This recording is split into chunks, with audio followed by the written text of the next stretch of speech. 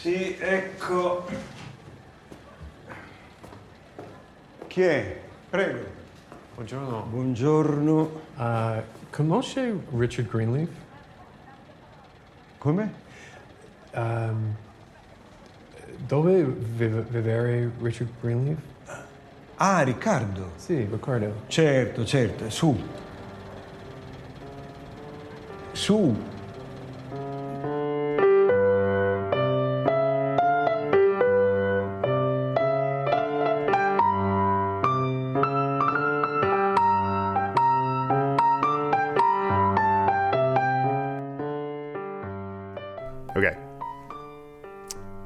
Okay, Chris Bagg. Jesse Dukes.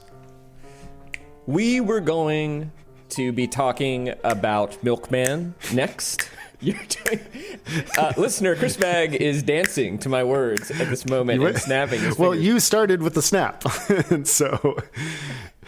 the listener didn't hear the snap. So we were going to be talking about Milkman by Anna Burns, but we have both made a decision that... given a certain level of busyness, distractedness in our lives right now, it's kind of a heavy book, and it's kind of hard.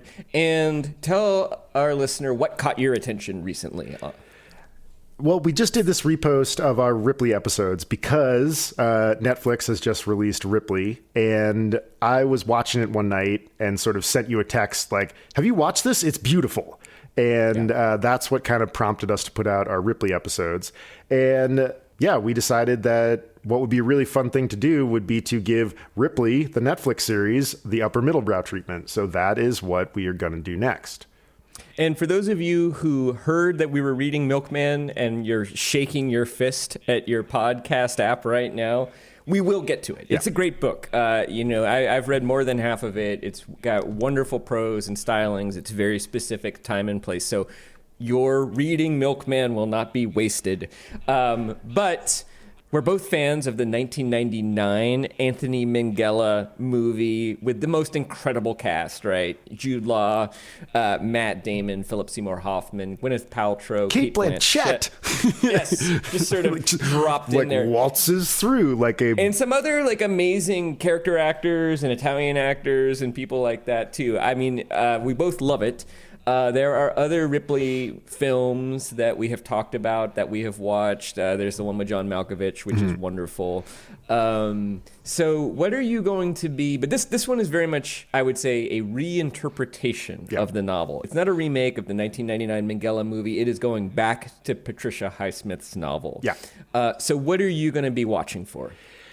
The thing that really hits on this particular version of Ripley is the visuals. I think that they've really like front loaded that. And the thing that I'm curious about in this age of reboots and reimaginings, because the Minghella movie is also a reimagining. The Kate Blanchett character doesn't exist in the novel. I mean, she exists, but she's a name, right. And like I think she appears in sort of one moment, on one of the, as does Peter Smith Kingsley. Yes, is a major character, extremely important character in the Minghella movie, very minor character in the novel. Yeah, I think one of the joys of the Minghella adaptation is that it is an adaptation. And that he really chooses what to bring forward and what to put back, which is great. Like when you do Hamlet, you have to cut stuff. And I think that he did a really nice job with that particular version of The Talented Mr. Ripley. What I want to see in this one is pretty much what does Andrew Scott, the actor who plays Ripley, do with Ripley? Because I think that Matt Damon's version is really good. I kind of like when I read Ripley, it is very hard for me not to just paint Matt Damon onto him. And maybe a little too likable. Yeah. At least I would say Matt Damon's Ripley is more likable than Highsmith's Ripley. Yes, very much so. I mean, because when we talked about this book a couple of years ago, my takeaway was that I had a lot of respect for this book, and Jesus, I didn't ever want to read it again. Yeah. But I'm still obsessed with the story and obsessed with the character. So I really want to see, because I think Andrew Scott is just an absolutely amazing actor. Yes, his Moriarty, I think, steals the show from Benedict Cumberbatch and Martin Freeman. Which I would have said was impossible. Seriously, like pretty incredible. And then his hot priest in Phoebe Waller-Bridge's Fleabag really gives that show the emotional heft that writing wise, Fleabag is, I think it's one of the best things that's been made in the last 10 years. I haven't seen it. I heard it was good. Listeners, the next thing we cancel will be replaced by Phoebe Waller-Bridge's Fleabag. And then Upper Middle Brow simply becomes a Netflix fan show. They actually fund podcasts like that. I know one of the producers. Maybe we can. I think we're too nerdy for Netflix sponsored content. Unfortunately. Yeah, we're gonna have to like Prime Video maybe. Yeah. Criterion, I think. Is more our they speed. won't have us. They won't. BritBox. Yeah. There's a the Merchant Ivory recap channel. This is like a surprise. There's our number of pipes is way too low for us to get picked up by Criterion or anything. But BritBox is. You're right. BritBox is probably our band. But I really think that he is an actor of impressive range. And one of the things that I'm curious about, having watched the first 2 or 3 episodes, is the somewhat erratic nature of his portrayal. There are moments when I'm like, good God, this is the best Ripley ever done. And then moments where I'm a little less in. Intriguing. And and so that's what I'm looking for. How about you? What are you looking for in this adaptation?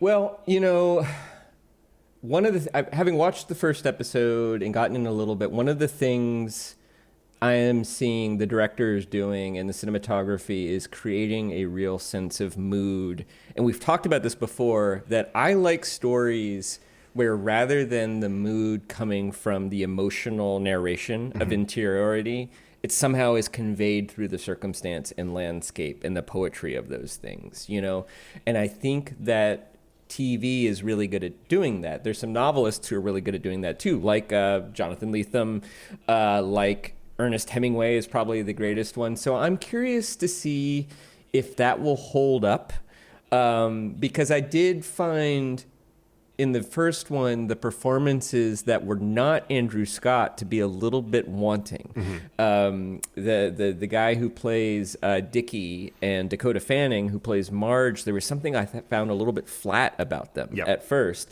So I'm kind of curious to see if those two will get better. And then I'm curious to see if that masterful use of this just luscious and delicious black and white cinematography will will be enough to convey the emotional complexity and the emotional mood of this story. And I've always been more of a fan of the second half of this story, the post-murder Tom trying to get away with it, intrigue. I think I just like intrigue. Yeah. So I'll also be curious to see if maybe this series treatment of that intrigue with that extra mood element and perhaps a portrayal of Ripley that you admire. I'm wondering if that will be enough to bring you into the second half of this story. I'm curious about that. I'm curious about that too. I mean, visually, this creation is amazing. It feels like what Hitchcock would shoot if Hitchcock had the tools available to him. And Hitchcock was a fan of Highsmith. Yeah, of course. I imagine they would be. He would have been. He made Strangers on a Train. Oh, that's right. Of course. Yes. His first hit novel. Yeah. But yeah, there some of the moments like the resolution of the water. Yeah. Is just nuts. You're like, how? Yeah, no, you're like, world? what even is that? Yeah. It looks like liquid jewel. Yeah. Which, sometimes water looks that way, but there's something about the high contrast black and white that it is hyper realistic, but almost to the point of psychedelic. Yeah. It's absolutely amazing. But that's coming up in probably about 10 days. In the meantime, check out Netflix's Ripley series. And if you're in an open boat with somebody, stay in sight of other people. Watch the oars. Know where the oars are. All the time. Every time you get in a boat, know where those oars are. Know where the exits are, know where the oars are.